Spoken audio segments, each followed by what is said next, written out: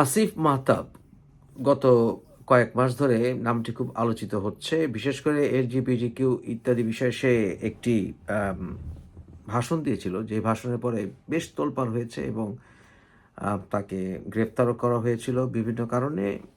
এবং এছাড়া গত আন্দোলনেও তাকে আমরা মোটামুটি অ্যাক্টিভ দেখেছি। তার সাথে সমন্বয়কারীদের একজন সার্জিসকে বসে থাকতে দেখেছি ছবিতে।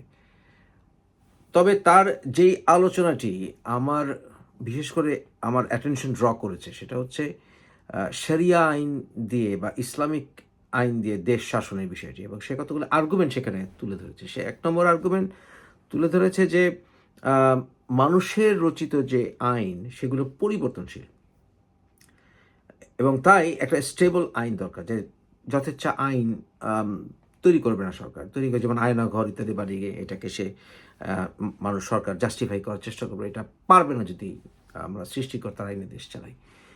এবং সে আরও বলেছে যে দেশে যারা অমুসলিম আছে তারা তাদের আইন অনুসারে তারা চলবে, সেই ক্ষেত্রে কোনো সমস্যা হবে না, এবং সেটাও সে মনে করে সেটা সম্ভব।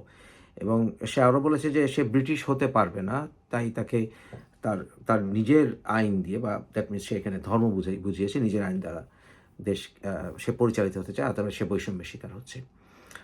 আরেকটি বিষয় যেটা সে বলেছে সেটা হচ্ছে যে পিউ রিসার্চ অনুসারে বাংলাদেশের অধিকাংশ মানুষ শরিয়া আইন চায়, তাই সে সেটার পক্ষপাতী বা ইসলামিক আইন চায়। সে শব্দগুলো খুব ক্লিয়ার করে বলেনি, বাট এটাই বুঝিয়েছে। আরও একটি বিষয় যেটা বুঝিয়েছে সেটা হচ্ছে যে যদি মানে এই ধর্মীয় আইন দ্বারা দেশ পরিচালিত হয় তাহলে বেটার হবে, অন্যথায় যে সেকুলার আইন মানে যেটা দ্বারা পরিচালিত হওয়ার প্রয়াস করে নেয় আওয়ামী লীগ সরকার, বা গত যেটা উচ্ছেদ করা হলো যে আওয়ামী লীগ সরকার, তারা তো সেকুলারিজমের কথা বলতো, এবং সেকুলারিজমের কথা বা রেজাল্ট কথা বলে, এবং রেজাল্টে আমরা কী পেয়েছি সেটা তো আমরা দেখেছি। মূলত এই কথাগুলোই তার আর্গুমেন্ট ছিল, যেমন যেগুলো প্রত্যেকটা আর্গুমেন্ট আমার কাছে খুব শকিং, আমি খুব সারপ্রাইজড। সরি টু সে, আমার মনে হয় তার ইসলামিক ল বা এই ল সম্বন্ধে কতখানি, বা পৃথিবীর কীভাবে পরিচালিত হয় আইনগুলো সম্বন্ধে তার আন্ডারস্ট্যান্ডিংয়ে ঘাটতি আছে। প্রথম আর্গুমেন্ট হচ্ছে শরিয়া বলতে যা বুঝাই আমরা, সেখানে মোটামুটি কোরআন এবং সুন্নাহ এটাই মূলত শরিয়া। কিন্তু শরিয়া আইন বলতে আসলে কোনো আইন নেই, আছে ইসলামিক ল, ইসলামিক আইন। এটা বেশিরভাগ মানুষ জানে না এই বিষয়টা, কারণ শরিয়া উপর ভিত্তি করে আপনি শুধু শরিয়া মানে কোরআন এবং হাদিসকে ইনক্লুড করে আপনি দেশ চালাতে পারবেন না, ইটস ইম্পসিবল। সেই ক্ষেত্রে আপনাকে ইসলামিক ল প্রণয়ন করতে হবে। ইসলামিক ল প্রণয়ন করতে হলে আপনার ওখানে ইজমার ব্যাপার আছে, এবং সেখানে কিয়াসের ব্যাপার থাকে, এবং তারপরে আপনার অনেক ক্ষেত্রে ফতোয়া দিতে হয়, এবং অনেক অনেক ব্যাপার স্যাপার আছে, অনেক প্রসিজার আছে, ফিকার অনেক বিষয় আছে, এবং সেগুলোর ভিতর দিয়ে আপনি সমাজ এর ভিত্তি করে আপনি আইন প্রণয়ন করবেন। এবং এই আইনটা প্রথমত ইউনিভার্সাল না। ইসলামিক ল সোমালিয়াতে যেটা দেখবেন, নাইজেরিয়াতে সেটা না, অনেক পার্থক্য। নাইজেরিয়াতে যেটা দেখবেন সৌদি আরবে সেটা না, সৌদি আরবে যেটা দেখবেন সেটা পাকিস্তানে না, পাকিস্তানে যেটা দেখবেন বাংলাদেশ ফ্যামিলিতে অনেক বেমিল আছে, বা ইন্দোনেশিয়াতেও তাই, টার্কিতে তো আরও। কেন এটা হয় কেন? অনেকগুলো কারণ আছে। প্রথমত ইসলামের যে স্কুলগুলো আছে মূলত যেটা বলা হয়, যেমন ধরুন মাযহাবগুলো, যেমন হানাফি মাযহাব, মালিকি মাযহাব, শাফি মাযহাব, এই যে মাযহাবগুলো, এগুলোর ভিতরে গেলে দেখবেন যে আপনার অনেক বিষয়ে প্রচুর পার্থক্য আছে, প্রচুর বিভেদ আছে।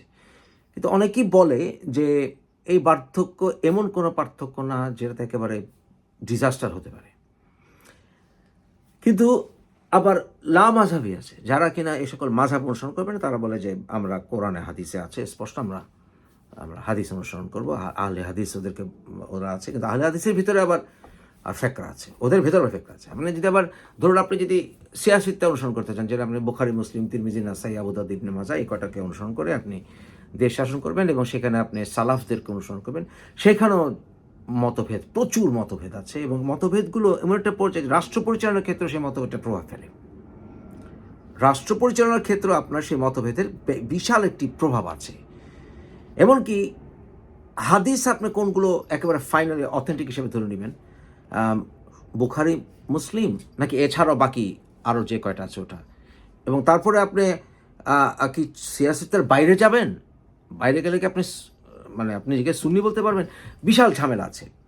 এবং সেই ক্ষেত্রে শিয়া যারা থাকে দেশে, যেমন ধরুন আমাদের বাংলাদেশে শিয়া আছে অনেক, আপনি মানেন বা না মানেন, আপনি তাকে তোয়াক্কা না করে আপনি বাংলাদেশে শিয়া আছে, এবং শিয়া ক্ষেত্রে শিয়া সুন্নিদের সঙ্গে ইন্টার ম্যারেজ কী হবে, বাংলাদেশে আপনি হিন্দুদের সঙ্গে বিয়ে, অমুসলিমদের বিয়ে বা মুসলিমদের সাথে অমুসলিম বিয়ে, আপনি সেখানে কী করবেন?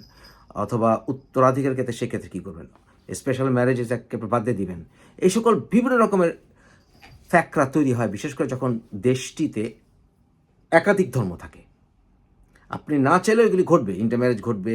আমরা নার্গিসের সাথে তার হাজব্যান্ড সুনীল দত্তের বিয়ের ঝামেলা হয়েছিল, সেটা আমরা জানি। একই কথা পর্যন্ত ফেরদৌসী মজুমদার তার হাজব্যান্ডের ক্ষেত্রে রাবিন্দ্র মজুমদার, এসব ঝামেলা পার হয়ে এসেছি আমরা, সেই সময় পার হয়ে এসেছি। কিন্তু এগুলো হচ্ছে। এমনকি আপনি যদি কালকে, উদাহরণ দিই আপনাকে, আপনি যদি কালকে বলেন যে আপনি ঈদে মিলাদুন্নবী পালন করবেন, দেখবেন অনেকে সিরাতুন নবী না মিলাতুন নবী এটা নিয়ে ফাইট করবে।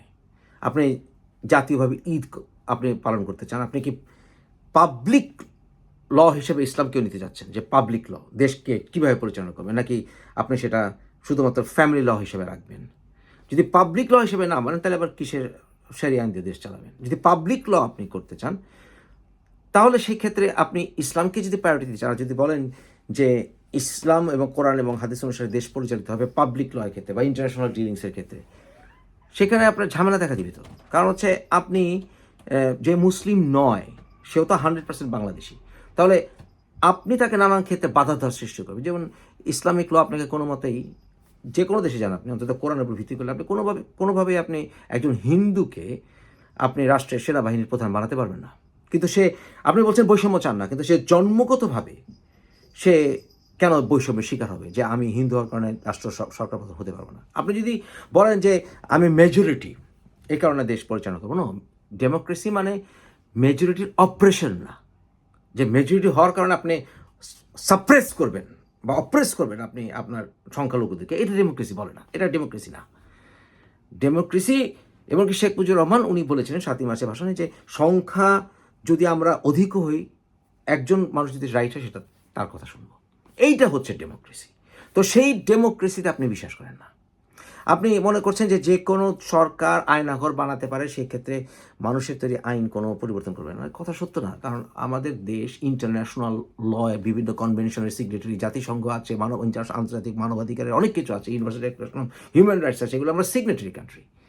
তাই শেখ হাসিনা এগুলোকে বৃদ্ধাঙ্গুলি দেখিয়েছেন। সমস্যা একটাই, শেখ হাসিনা একদিকে সেকুলারিজম করেছেন, আরেকদিকে উনি রাষ্ট্রধর্ম ইসলাম রেখেছেন। উনি সেকুলারিজম বুঝেনি না। সুতরাং এইভাবে তার বিচারপতিদেরকে দিয়ে উনি খেলেছেন ইসলাম ধর্মকে নিয়ে। উনি বুঝিয়েছেন সেকুলার, কিন্তু উনি প্রকৃত সেকুলারিজম বাংলাদেশে এস্টাবলিশ করতে পারেন নাই। সেকুলারিজম মানে নাস্তিকতা নয়। আপনি যদি রাষ্ট্রীয় ক্ষেত্রে রাষ্ট্রে যদি কোনো ধর্ম দিয়ে দেন, তাহলে আপনি 10% 12% মানুষকে আপনি প্রবলেমে ফেলছেন। এবং সেক্ষেত্রে মানুষের যে স্বাধীনতা, মৌলিক স্বাধীনতা আছে, ধর্মগ্রহণ, ধর্ম ত্যাগ, ধর্ম বর্জন, ধর্ম প্রচার, ধর্ম বিরুদ্ধে প্রচার, এগুলো সবগুলোকে আপনি চ্যালেঞ্জ করে বসছেন। তাহলে আপনি সেটা বলতে পারেন না সেটা ফ্রিডম, সেটা ফ্রিডম নয়। বাংলাদেশে যদি কোনো মুসলিম, সে যদি অন্য ধর্ম থেকে মুসলিম হয়ে থাকে, মনে করেন হিন্দু সে কনভার্ট হয়ে মুসলিম হয়েছে, আপনি আল্লাহু আকবার করে তাকে থ্যাংক ইউ দিচ্ছেন, সাবাস বলছেন। কিন্তু সে যদি ইসলাম ধর্ম ত্যাগ করে অন্য ধর্ম যায়, আপনি তাহলে শরিয়া আইনে তাকে কি গলা কাটবেন? কে কাটবেন না। আপনি যে বাংলাদেশে বলছেন যে পিউ রিসার্চ বলেছে যে বাংলাদেশের মানুষ, অধিকাংশ মানুষ শরিয়া চায়, কিন্তু এই মানুষগুলোকে আপনি দেখেননি সেই ভিডিও। এই মানুষগুলোকে আপনি, অসংখ্য মানুষগুলোকে আপনি এভাবে অডিটোরিয়ামে জিজ্ঞেস করেছেন, ডু ইউ ওয়ান্ট শরিয়া? সব বলছে ইয়েস। কিন্তু আপনি যদি তাদেরকে জিজ্ঞেস করেন যে তোমরা হাত কাটার আইন চাও, চুরি করলে হাত কাটতে হবে, তখন দেখবেন ইনি বিনে বলবে না ইসলাম এটা বলে না, আরেকজন বলবে বলে, আরেকজন বলবে বলে না, আরেকজন বলবে যে এটা ইজমার ব্যাপার, কিয়াস, আরেকজন বলবে ইজমা মানি না, আরেকজন বলবে কিয়াস মানি না, বিরাট ঝামেলা লেগে যাবে। আপনি এই প্রশ্নগুলি বরঞ্চ করেন যে জেনা করলে পাথর মারা যাবে কিনা, দেখবেন এইখানেও তর্ক বিতর্ক, ই নিয়ে বি নিয়ে বিভিন্ন রকম মতামত সৃষ্টি হবে। তাই ইউনিভার্সাল কোনো লই নাই। আপনি কিভাবে বলবেন? আপনি বলেছেন আপনি ব্রিটিশ হতে চান না, কিন্তু আপনি স্যুটটাই পরে ইন্টারভিউ দিয়েছেন। সরি, স্যুট না, স্যুটটা ছিল না, টাই ছিল, শার্ট ছিল। এটা কি ইংলিশ না? আপনি ইংলিশ ড্রেস আপ পরে আপনি ব্রিটিশ হতে চাইছেন না বলছেন, তা আপনি কী হতে চান? আর আরব হতে চান? তাহলে বর্তমানে তো আরব হওয়া ইসলামিক হয়ে গেছে, যে আরব হতে হবে আমাকে মুসলিম হতে হলে। এইটাও কি ইসলামিক? আপনার সাথে তো অনেকে এগ্রি করবেন। আপনি কি মঈনুদ্দিন চিশতি রহমতুল্লাহকে আপনি মুসলিম বলবেন না, আপনি শাহজালাল রহমতুল্লাহকে মুসলিম বলবেন না, আপনি যারা মাজারে যাচ্ছে তাদেরকে আপনি মুসলিম বলবেন না। তারা আপনার কথায় তারা আপনার কথা তারা মানতে রাজি হবে কেন? আপনি যদি ইসলামিক ল করেন, আপনি যদি বলেন কালকে থেকে মাজারে না গান টান এগুলো বন্ধ করে দিবেন, আপনার কথা যারা মাজার মতো আমার তো মাজার মতো মানবো কেন? আপনার কথা ইসলামিক সংজ্ঞা আমি মানবো কেন? কারণ ইসলামের ভিতরে কোনো ইউনিভার্সাল সংজ্ঞা তো ইউনিভার্সাল রুল তো আপনি আমাকে দেখাতেই পারবেন না। ইসলামের ভিতরে ইউনিভার্সাল কোনো রুল আপনি আমাকে একটা বিষয় দেখাতে পারবেন না। এমনকি আপনি যে কোনো হাদিস কালেকশন, এমনকি মালিক মুয়াত্তার ভিতরে আপনি অনেকগুলো ভাষণ দেখবেন। আপনি সিরার ভিতরে রাসূলুল্লাহ সাল্লাল্লাহু আলাইহি ওয়াসাল্লামের জীবনী সিরার ভিতরে আপনি অনেকগুলো ভাষণ পাবেন। আপনি তখন কি করেন? আপনি তাফসিরে চলে যান। আপনি তাফসির যদি পড়তে চান, দেখবেন যে বিভিন্ন রকম তাফসির আছে, বিভিন্ন ইজমা আপনাকে করতে হচ্ছে, আপনার কিয়াস করতে হচ্ছে। আপনি এগুলি কিছুই আপনি কিয়াস মানতে চান, আপনি স্পষ্ট হাদিস মানতে চান, সেইখানেও হাদিস আপনি আসলে এটা এই ক্লাসিফিকেশন ঠিক আছে কিনা সেটা নিয়ে সৌদি আরব পর্যন্ত এখন প্রশ্ন তুলে দিয়েছে। আপনি বলবেন সৌদি আরব মুসলিম না। It never ends, this is the problem, it never ends. সুতরাং ধর্মটা আপনার ব্যক্তিগত সিদ্ধান্তের হতে হবে, রাষ্ট্র সিদ্ধান্ত না। রাষ্ট্র আপনার উপরে চাপিয়ে দিতে পারে না, কারণ আপনার চিন্তার সে স্বাধীনতা ধ্বংস হয়ে যাবে। ইসলামের ইতিহাসে কোনো সত্যিকার অর্থে হাদিস সুন্নাহ বেসড কোনো ইসলামিক রাষ্ট্র কখনো কায়েম হয়নি। আপনি মদিনা চার্টার অনুসারে আপনি করবেন, মদিনা চার্টার অনুসারে দেশ শাসন করবেন, মদিনা চার্টারের কোনো অস্তিত্ব আপনি খুঁজে পাবেন না কোনো সেই হাদিসে, কোরআন তো নাই। তাহলে কি অনুসারে আপনি আপনি আপনি আপনি আপনি রায় দিবেন? আপনি আপনি বলেছেন যে ইসলামিক এরকম বিধান আছে যে যারা অমুসলিম তারা তাদের দেশ দ্বারা তাদের আইন দ্বারা পরিচালিত হবে। এটা আপনি কোথা থেকে আনতে হবে? ও আচ্ছা, শেষ পর্যন্ত আপনাকে দুর্বল হাদিস অথবা আপনি ফতোয়া থেকে আনবেন, কিন্তু সেখানে কোরআন তো বলছে তাদেরকে জিজিয়া দিতে হবে। তাহলে কি আপনি অমুসলিমদেরকে 10% উপরে আপনি জিজিয়া ট্যাক্স এখন জায়েজ করবেন? আপনি বলবেন যে এখন আর জিজিয়া ট্যাক্স নাজিল করতে হবে না। আপনি সেখানে তখন আবার ইজমাতে যাবেন, আপনি কিয়াসে যাবেন, আপনি ইউল বি লস্ট। সুতরাং এটার কোনো শেষ নেই। এই জন্যই অসংখ্য যে কোনো ধর্মের ভেতরেই অসংখ্য স্কুল অফ থট আছে, অসংখ্য গ্রুপ আছে, অসংখ্য সাবসেক্ট আছে। এই তর্ক আপনি জীবনও ইউনিভার্সালি অ্যাকসেপ্ট করতে পারবেন না, মুসলমানদের ভিতরে পারবেন না। আপনি অমুসলিমদের উপরে চাপিয়ে দেওয়া তো দূরের কথা। তাই আসিফ মাহতাব, ওনার কথার কোনো যুক্তি নেই, কোনো ভিত্তি নেই, এবং ওনার যে শরিয়া সম্বন্ধে understanding is very very poor. এবং উনি জানেন না যে ইন্টারন্যাশনাল ল দ্বারাও বাংলাদেশ বিভিন্নভাবে মানবতার বিষয়গুলোতে আন্তর্জাতিকভাবে অ্যাগ্রিড, আন্তর্জাতিক একটা ইজমা আছে, এটাও তো সত্য। বাট হি ডাজন্ট নো বাইতুল হার্ব কোনটা, এটাও তো আপনাকে বুঝতে হবে যে এরকম বিভিন্ন রকম ক্লাসিফিকেশন আছে, যে আপনি আপনার ল কীভাবে আপনি চলবেন। আপনি তখন আবার মানুষের ওই যে আপনি বিভিন্ন ইমামের নাম বলবেন, তাহলে তো আপনি ঘুরে ফিরে ওই মানুষের ইন্টারপ্রিটেশন নিলেন, যেটা পরিবর্তিত হচ্ছে কনস্ট্যান্টলি। আপনি সব কিছুতে ক্লিয়ার ল আপনি আনতে পারবেন না। আপনাকে যেমন ধরুন আপনি ফেসবুক ইউজ করবেন কি করবেন না, এমনও ফতোয়া আছে ফেসবুক মালয়েশিয়ান আপনার যে ওলেমা, ইসলামিক ওলেমা যে এখানে ওনাদের মজলিস আছে, ওখানেও এই বিষয়ে বিভিন্ন রকমের ফতোয়া আছে। সৌদি আরবে ফতোয়া আছে, ডক্টর তাহিরুল কাদরির ফতোয়া, এগুলো ভিন্ন ভিন্ন ফতোয়া। You will never be able to come to a concrete conclusion when it comes to Islamic law. নেই, অ্যাবসলিউটলি নেই। হাদিসে ইউনিফর্মিটি নেই, এমনকি কোরআনের অনুবাদেও নেই। এমনকি কোরআনের আপনি বাংলা অনুবাদ করতে গেলে আপনি দেখবেন যে হাজারটা রকম ভিন্নতা আছে, তেলাওয়াতের ভিন্নতা আছে, হাফস ওয়াশ, আপনি কোথায় ইউনিফর্মিটি পেলেন? আপনি এখন এগুলো আলোচনা করলে আবার আপনাদের মানে একটা গ্রুপ আছে যারা আমাকে নাস্তিক বলে ফেলে, যে আমি নাস্তিক, কারণ আমি এসব ব্যাপারে কথা বলি, আমি এইসব ব্যাপারে প্রশ্ন তুলি, কারণ আমি মাজারপন্থী মানুষ, আমাকে ফতোয়া দিয়ে দেবে। আবার আরেকটা গ্রুপ বলবে না, মুফাজ্জল ইসলাম উনি নাস্তিক না। আরেকটা গ্রুপ বলবে ওরা গলা কাটতে হবে, আরেকটা গ্রুপ বলছে না গলা কাটতে হবে না। মানে you will never be able to come to complete conclusion. That's why ধর্ম থাকবে নিজের ব্যক্তিগত, এটা কখনো রাষ্ট্র এটার উপরে পরিচালনার দায়িত্ব নিতে পারে না, কোনো মতেই না।